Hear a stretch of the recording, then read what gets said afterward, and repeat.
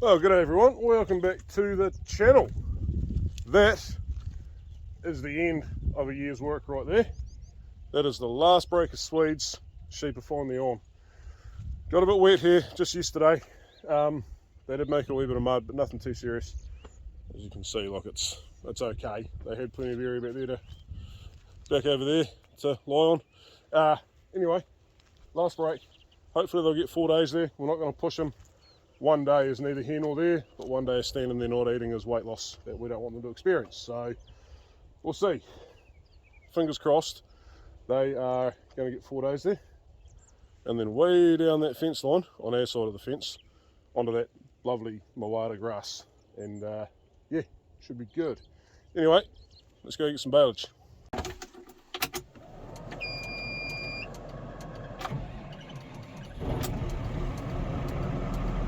Bit chilly.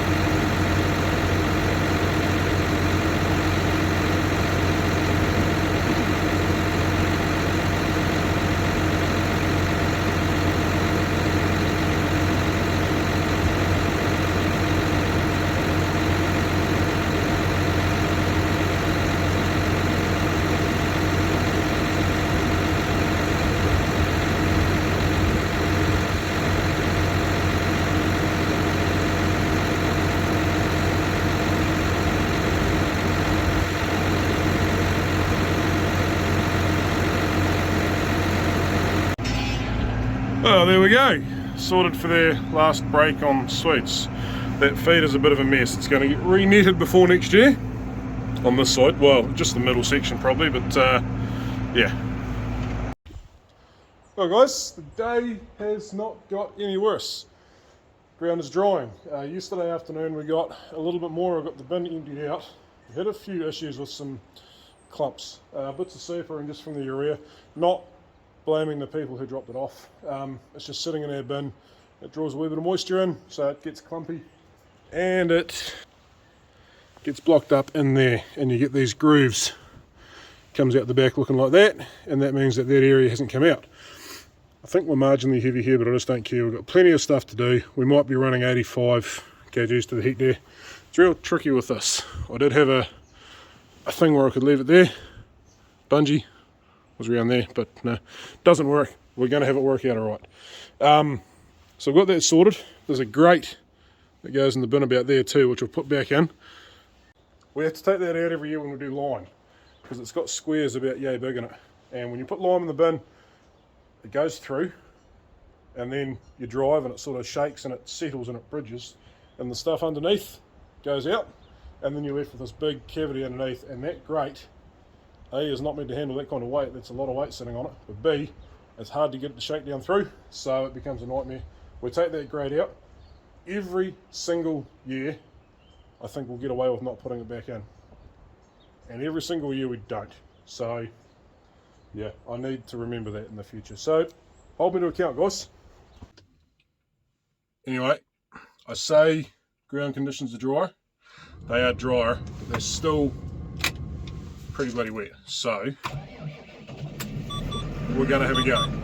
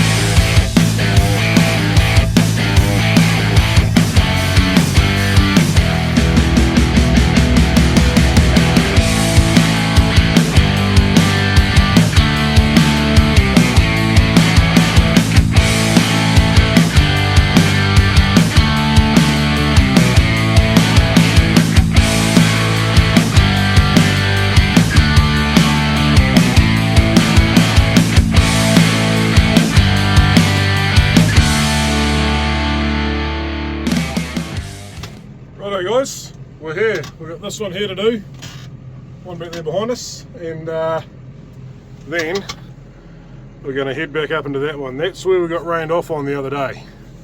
Now I'm not going to do this stuff down here, but I wouldn't mind doing that.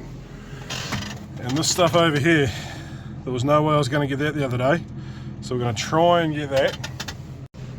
But at the same time, I don't really feel like putting this thing down a bank and rolling it, so we'll just see how it goes.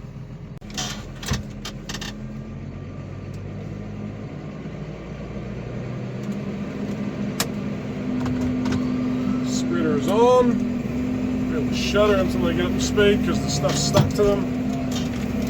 And we are away.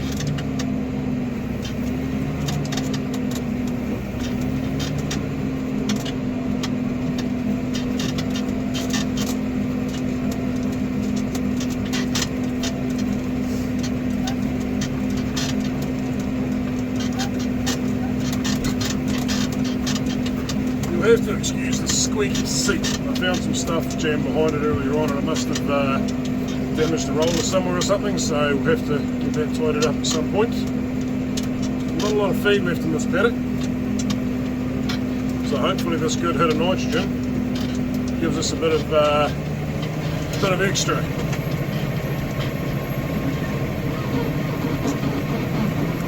Well, there's a bit of traction there. Now you can see that line to the left of us, it's a slightly different colour in grass. That's old grass versus young grass. We didn't plough up the hill there, so yeah, there's no point putting nitrogen on old grass. It doesn't really respond that well, but the younger stuff we'll get what we can get without making too much of a mess.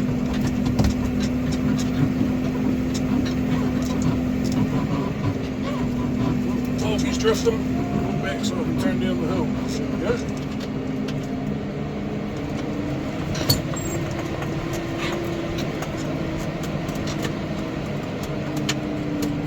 Away from the waterway.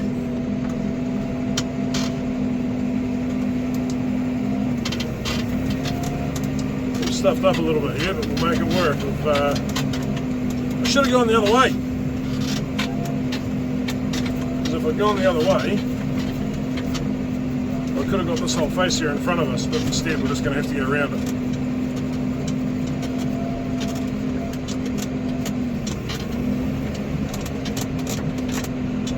Remember last year when we regrassed this paddock, if you don't, you want to find out, go back and have a look. This whole area just down here had a whole lot of swedes left on it, and you're about to find out how bumpy that became because, yeah, I couldn't actually work them down. They just kept blocking up the harrows and everything, so we just wound up with a slightly bumpy finish. It's alright at this speed, but you don't want to go faster.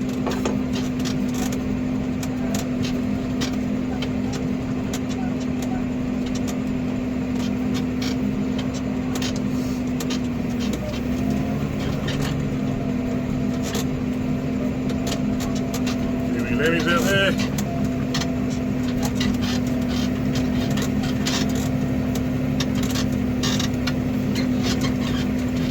So what we're going to do here is just go under that steep stuff. I mean, we could climb up there, but we're going to make a pretty nasty mess doing that. So we'll just cruise around the side and then do a wee loop back up on top. We should be good.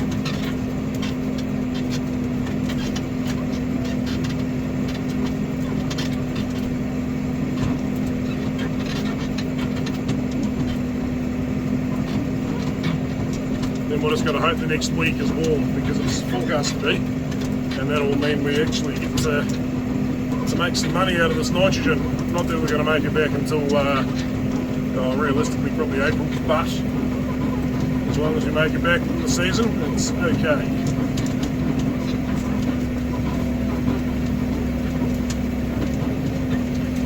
Always trying to keep your revs down and as high of a gear as possible because that reduces slippage.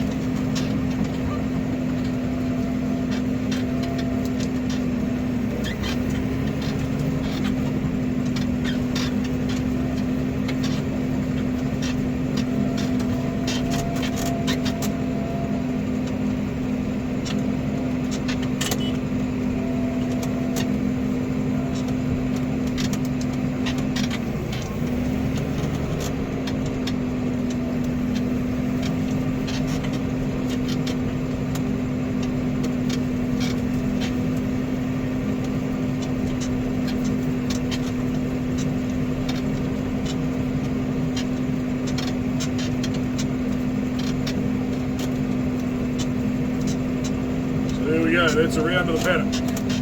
We won't bore you with lots more of that.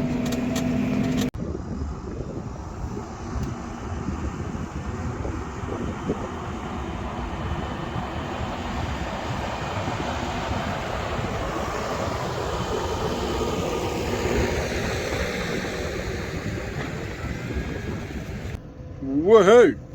Big girl's just hit a bit of a milestone there.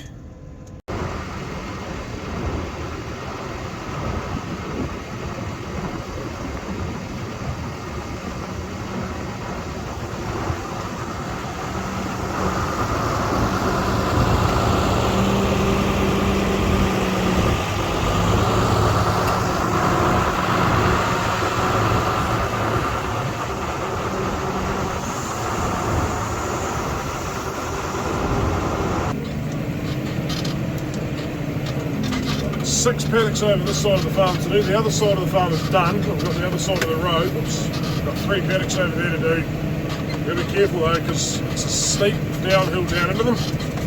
And I don't know, there's a fair chance if I go down in there we won't get back up. So we're going to have a look at that. We might leave it for another day. But anyway, over this side of the farm we've got 6 paddocks to do. 4 of them are under 5 hectares, one at 6 and one at 10. So we didn't put quite as much fruit in the bin this time. There's going to be areas in those paddocks we don't cover as well. Yeah, actually finding an amazing amount of traction over here, which is nice, because I was worried. I was wondering whether we'd put it off till later in the week, but the problem is we're fast running out of time. And it could well be worse later in the week, so yeah. Come on, girl.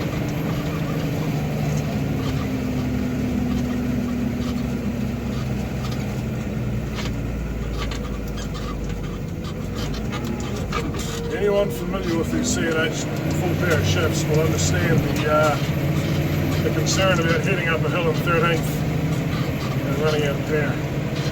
Because when it changes down to 12th, it's not very nice. Which is what happened there. So,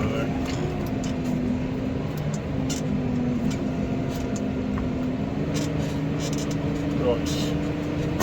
This is probably the bit that had me the most nervous, but actually it's going pretty well.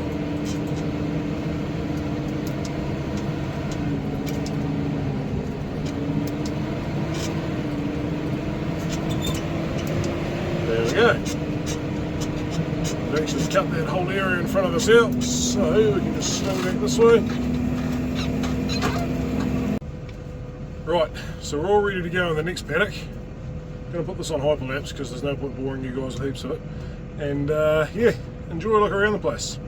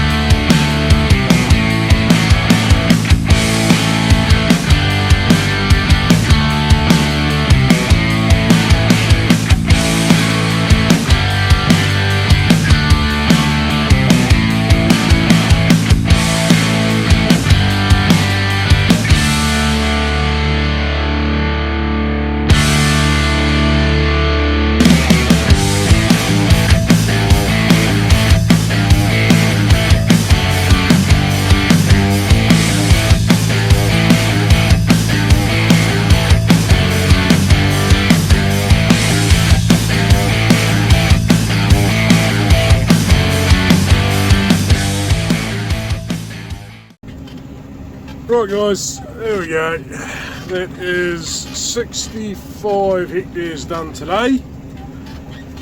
25 yesterday, that's 90.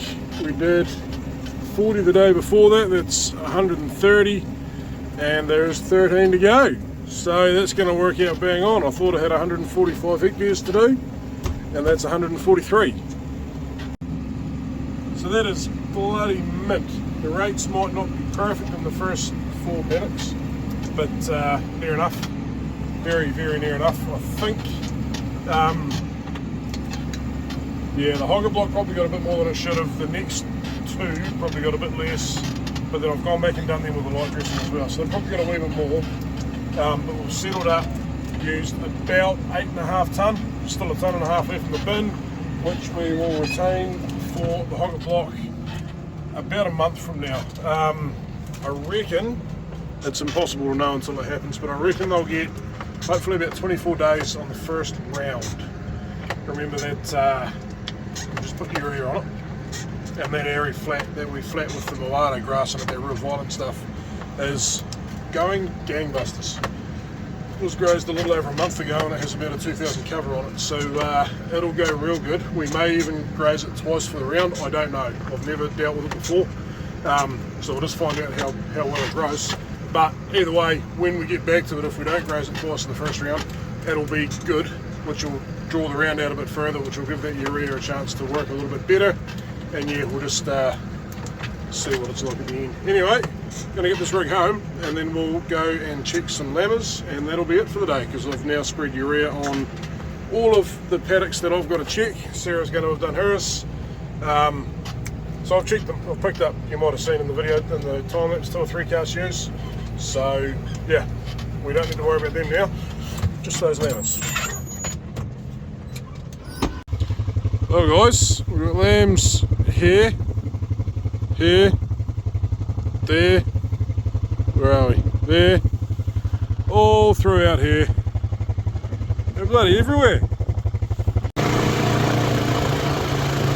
Just down over the side here, there they go, they've started moving. A set of triplets, a set of twins. Whoa, hey!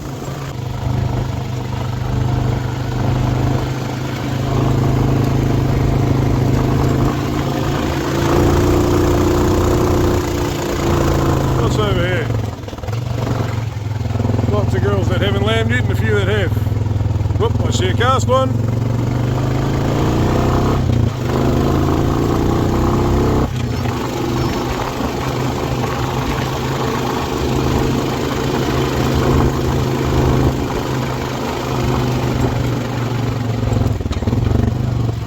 They normally get up just as you get to them.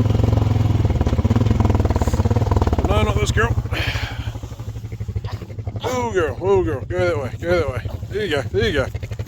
There you go. Where is your mum? That wee lemmy right there was just running around on his own, but that's his mum. Lemmies. Now, something I haven't really shown you guys a lot of, and I have no clue why, is this wee gully. This is the only bit of native bush on our farm. Pretty cool, really. Now, I'm no great judge of trees. I don't know that that's native. Pretty sure that one is, and that one is. I know that is. Pretty sure that is. Don't know what that viney stuff is. The next big one over there is definitely native. Yeah, but there are some beautiful big trees in here, like even that one down there. It's well past it now, and to be fair, we wouldn't do it. But it probably would have been a pretty nice log once upon a time. But yeah. Not that we need to worry about that now, because we won't be cutting them down. But yeah, so the boundary with us is, that's the neighbour's Douglas firs there, and literally right between them and the native is the boundary. So yeah, just thought I'd show you that. We need to go for a walk through there one day. What I don't know is what all this stuff down in here is. Need to find that out, because I don't know whether it's good or bad. We got lambs there. We got lambs down there. That is concerning. We've got a lammy just right down there. There we go. So I was just sitting just up there before, and we've gone down behind them, done a loop around the bottom of this knob, and then come up that side. that ewe there has done something very precarious, because that lamb below her has just not long been born and is not up yet. Just hope he doesn't tumble down the bank, but whatever's going to happen is going to happen. She should be able to follow him down there, and old mate's up and going, so he should be able to follow her. But yeah, anyway, this dude, back with his mum, she wasn't far away. We worry about these things, and then we realise we should just never have turned up, and that the ewes, they know what they're doing. It sort of follows on a bit from what I was, got the old spray again. I got a new box coming from the front of the bike. Someone asked a while ago what happened to the box when the lid broke off it. It wasn't much use. Yeah, follows on a bit from what I was saying in the last video. We have to be very careful doing this job, that we don't cause more harm than we do good, but it's very easy to do.